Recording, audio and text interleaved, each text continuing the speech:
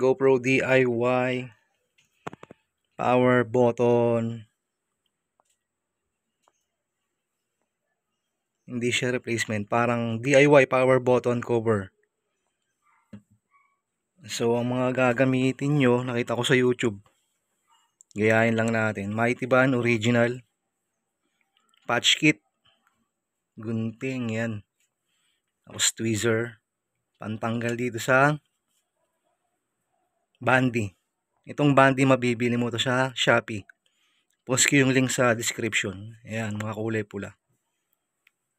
Siya yung parang magiging pag-extend natin. Para pag kinover natin ito, abot na siya. Hindi na kailangan lulubog. So ano ba yung naging cause niyan? Ito. Yung waterproofing case din yung naging sa akin.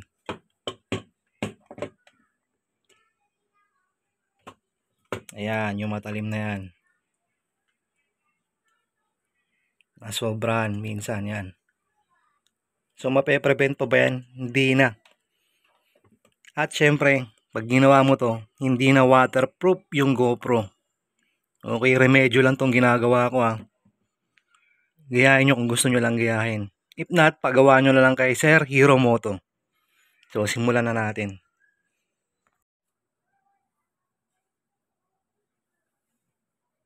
So yung una mong gagawin, kuha ka na itong bandy. Parang sticker lang naman ito eh. Pero kung meron kayong mga plastic, diskartehan nyo na lang. Ayan, ayan. Madikit ito.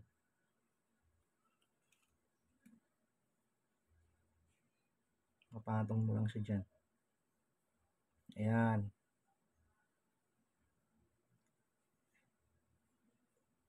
Hindi pa secure yan ha. Papatungan pa natin ng isa yan. So yun yung challenging part.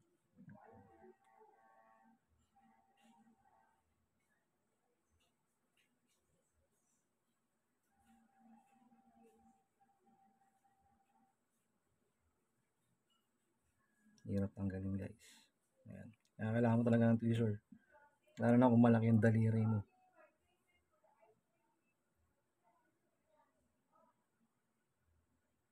So patong mo lang. Ayan, dalawang patong. Hindi pa rin naabot. So tingin ko isa pa.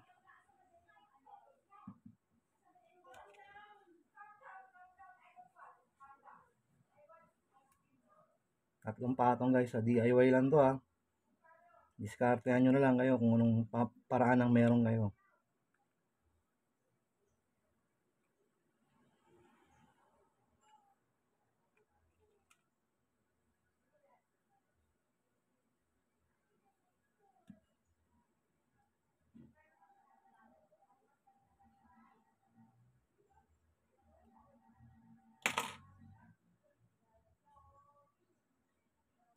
Ayan, buhay na ulit yung GoPro.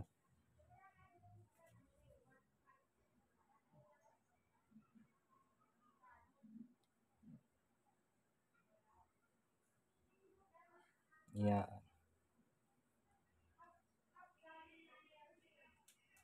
So next, kukubera natin siya. Gamit tong Mighty Band. At saka tong patch kit. Gagamit ka lang yun ng gunting. Hulmahan mo na lang dun. Gugupitin ko muna to guys ha. So update nga pala. 5 bandy. Patong-patong. So titest natin kung aabot na dito sa power button ng waterproofing case natin bago natin siya isi-seal. Naka-open no.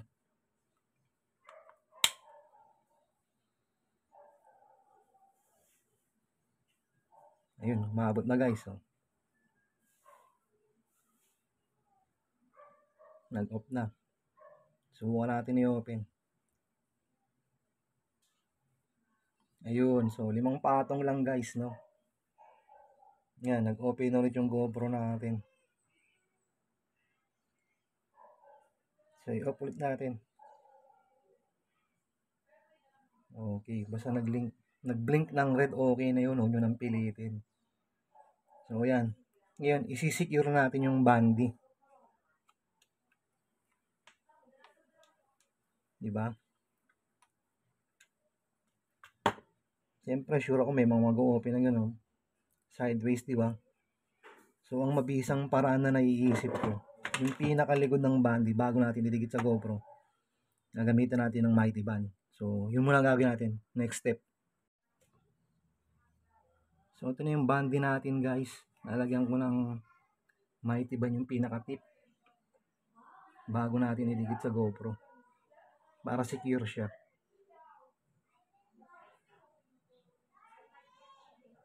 Again, guys, GoPro ko to ha. Depende sa inyo kung gagayahin nyo to. At DIY lang din to. Maaaring maging mabisa, maaaring hindi. Napasobra yata. Dikit natin siya dyan.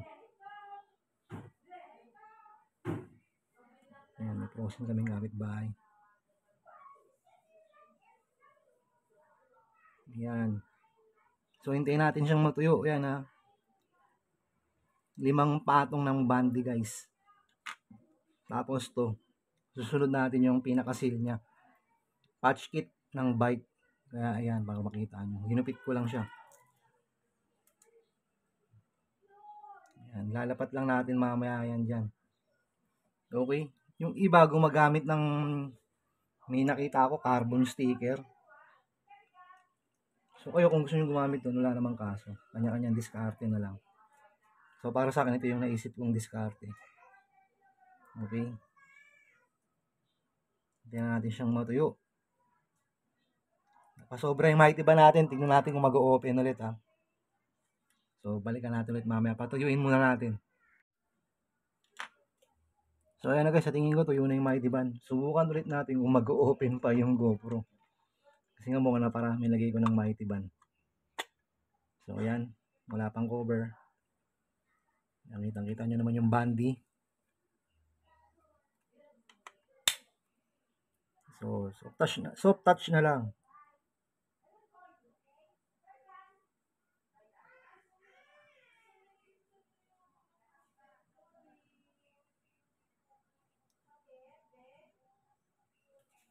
Ayun guys, nag-open.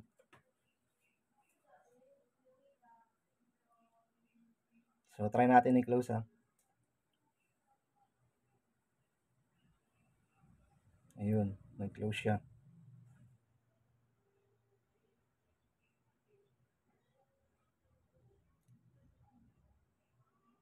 So isa pa. Ayun, mabisa talaga guys. Yan na oh. Nag-open na. Remedyo lang to guys ha, remedyo.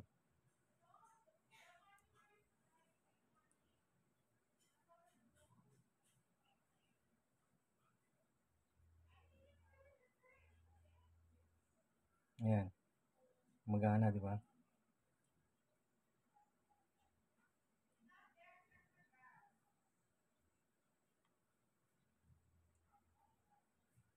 So ngayon, ikakabit na natin to. Yung ating patch kit na galing sa bike.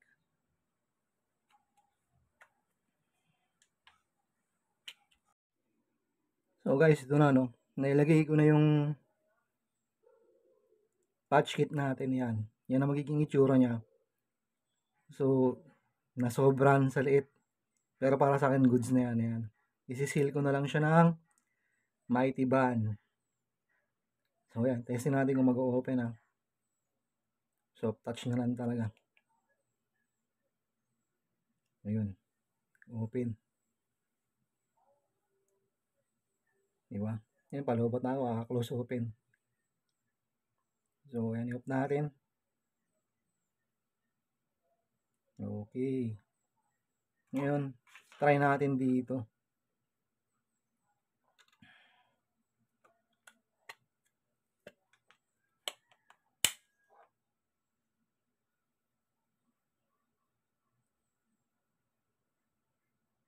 Ngayon guys, sumabot naman. Oh. Okay na. Working na ulit. Yan. Hero 9 lang ang baon. So, DIY power button. Hindi na siya waterproof pag hindi siya naka-case. Okay, sa mga nasiraan ng case dyan, sa mga gusto mag-DIY. So, hihigpitan ko na lang ito mamaya ng Mighty Band. Yan, nakita nyo gumagalaw, di ba? Yung Mighty Band ko lang yung gilid niya. So, that's it guys. Sana nakatulong yung video. Kahit paano nakakuha kayo ng konsepto. Siyempre, huwag niyong kalimutan mag-like, share, at subscribe. Salamat! Bye!